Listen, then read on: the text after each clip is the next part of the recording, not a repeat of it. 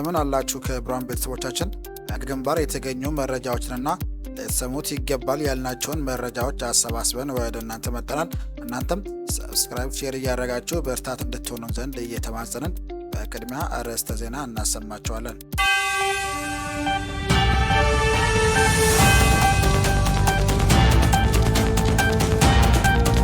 የቢዛሞን አማራ የአዝመራ መሰብሰቢያ ወቅት እየጠበቁ ዓመት ሙሉ የለፋበትን ሰብል መዝረፍና ማቃጠል የዘወትር ግብር የሆነው የአገዛዙ አራዊት ሰራዊት ስራ ሆኗል። ይህንን ጉዳይ አሰናድተናል፣ ተሰሙታላቸው።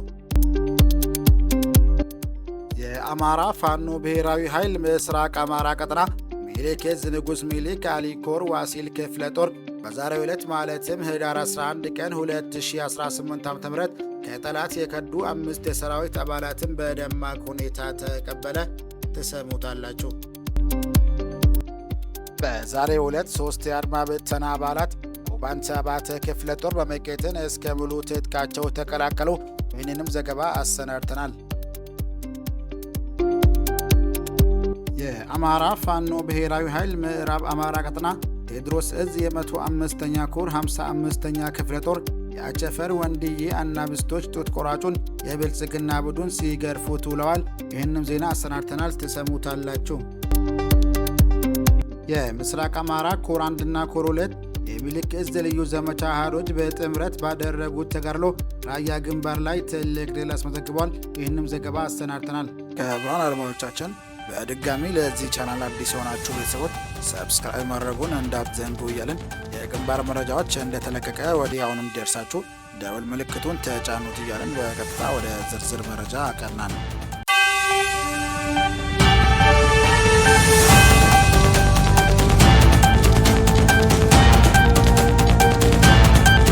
የምስራቅ አማራ ኮር 1 እና ኮር 2 የሚኒሊክ ዕዝ ልዩ ዘመቻ አሃዶች በጥምረት ባደረጉት ተጋድሎ ራያ ግንባር ላይ ትልቅ ድል አስመዘገቡ።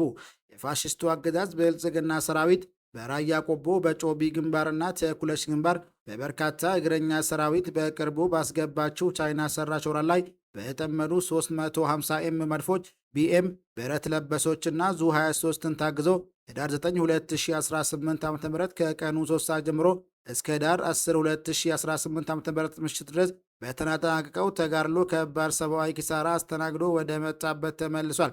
በተጋድሎው የምስራቅ አማራ ኮር 1 አሃዶች አውንጆና ክፍለ ጦር አሳምነው ክፍለ ጦር 2ኛና 5ኛ ሻለቆችና ከኮር 2 ዲቢና ወርቄ እንዲሁም የዕዙ ልዩ ዘመቻ በጥምረት ባደረጉት ብርቱ ትንቅንቅና ተጋድሎ ጠላት ላይ ከባድ ሰብአዊ ኪሳራ በማድረስና ቀጠናውን የማስከበር ታላቅ ድል ተጎናጽፏል። በተጋድሎው ከባድ ፋሽስቱ አገዛዝ ሰራዊት የገጠር መንደሮችና ታዳጊ ከተሞች ላይ ከባድ መሳሪያ በማስወንጨፍ በሰው ሕይወት ላይ የሞትና የአካል መጉደል አደጋ ሲያደርስ ቁጥራቸው ቀላል የማይባል እንስሳቶች ተጨፍጭፈዋል፣ ቤትና ንብረትም ወድመዋል።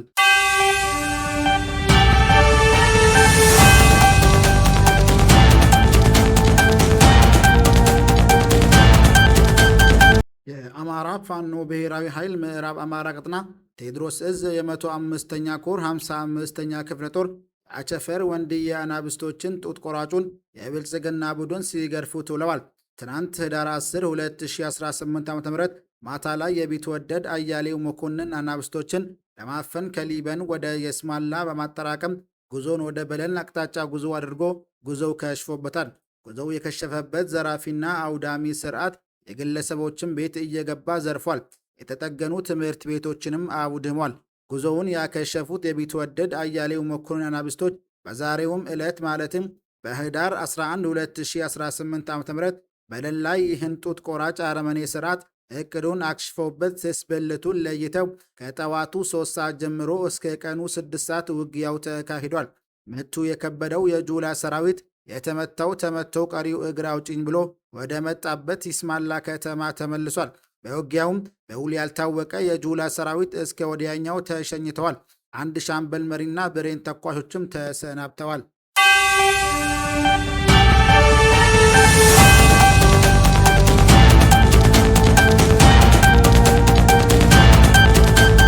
ቢዛሞን አማራ የአዝመራ መሰብሰቢያ ወቅት እየጠበቁ ዓመት ሙሉ የለፋበትን ሰብል መዝረፍና ማቃጠል የዘወትር ግብር የሆነው የአገዛዙ አራዊት ሰራዊት የሆሮ ጉድሩና ምስራቅ ወለጋ ዞን አዋሳኝ በሆነችዋ የአማራ ማህበረሰብ ብቻ የሚኖርባት የአቤ ደንጎሮ ወረዳዋ ውባ አንጭ ከተማ ከነፍስ ወከፍ እስከ የቡድን ከባባድ መሳሪያ ሞርተርና ዙ 23ን ይዞ የገባው ጠላት ከአካባቢ ፋኖዎች ጋር ከጠዋት 3 ሰዓት የጀመረ ጦርነት እሽቱ ጨለማ አገላግሎታል። የአገዛው ሰራዊት በርካታ ኃይሉ መመታቱን ተከትሎ ከቱሉ ዋዩና ቱሉ ጋና ከተሞች ኃይል ያስጨመረ ሲሆን አሁን ከመሸ ደግሞ ከጉዳይ ቢላ ወረዳ ሌላ ኃይል ጨምሯል። በውባንጭ ጉዳይ ቢላና በረሃማ አማራ የሚኖርባቸው ቀበሌዎች የድሮን አሰሳ እየተደረገ እንደሆነ ምንጮች ለቢዜማ ሚዲያ ገልጸዋል። ፋኖ ኃይለኛ ብትሩን ያሳረፈበት የአገዛው ሰራዊት በርካታ ንጹሐን አማራዎችን ከውባንጭ ከተማ ረሽኗል። በጦርነት ምክንያት ሽሽት ላይ የነበሩ ሕፃናትና ሴቶችንም በአገዛዙ ሰራዊት መታገታቸውን ነዋሪዎች ተናግረዋል።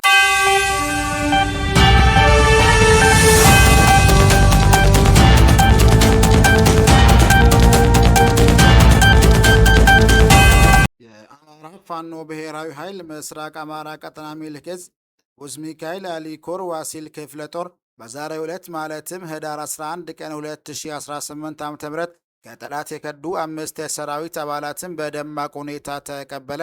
አንድ እስከሚሆኑ እንጠብቅ እያሉ የጠላት መጠቀሚያ የነበሩ ወደ ፋኖ እየመጡ ነው።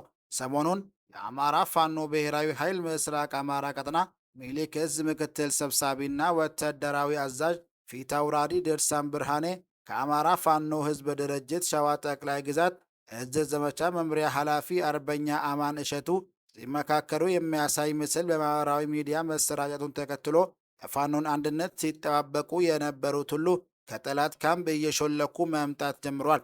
በራሱ ህዝብ ላይ ከሚተኩስ መንግስት ጎን በመቆማችን እጅጉ ጸጸት ይሰማናል ያሉት በዛሬው ዕለት ከጠላት ከድተው የመጡ 3 የሚሊሻና 2 አድማ ብተና አባላት ባለፉት ዓመታት ከአማራ ህዝብ ላይ የተፈጸመውን ግፍ እና ዛሬም እየተፈጸመ ያለው የግፍ ግፍ እጃችንም እረፍት ስለነሳው የእውነት መንገድ በመሻት ወደ ፋኖ መተናል ሲሉ ተናግረዋል። በተለያዩ ምክንያቶችና በድንግርግር ገብተን የብርሃኑ ጁላ ሰራዊት ጋር በመሆን ባለፉት ወራት በሰራነው ስህተት የሚሰማን ጸጸት እረፍት ስለነሳን ቢያንስ ከእንግዲህ ህዝባችንን እንካስ በሚል ወደ ፋኖ ልንመጣ ችለናል ያሉት እነዚህ አካላት ከጠላት ጋር ሆነው የራሳቸውን ህዝብ እየወጉ ላሉት ሁሉ የትግል ጥሪ አቅርበዋል።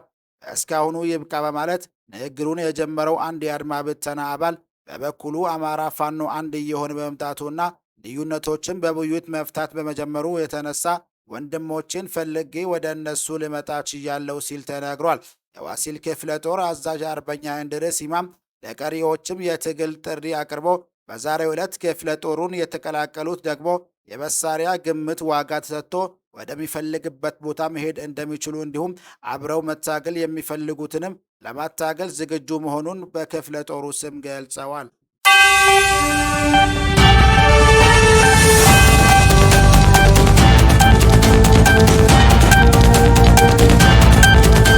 በዛሬው ዕለት 3 የአድማ ብተና አባላት የውባንተ አባተ ክፍለ ጦር በመቄትን እስከ ሙሉ ትጥቃቸው ተቀላቀሉ።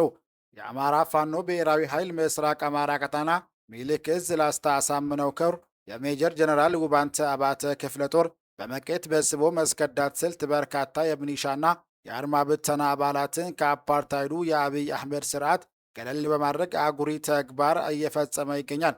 3 አድማ ብተና አባላት በትናንትናው ዕለት የሜጀር ጀነራል ውባንተ አባተ ክፍለ ጦር በመቄትን የተቀላቀሉ ሲሆን የአብይ ስርዓትን ጨፍጫፊነት ስለተረዳን ወደ ትክክለኛው መስመር መተናል፣ ባልደረቦቻችንም ለመውጣት ተዘጋጅተዋል ሲሉም ገልጸዋል።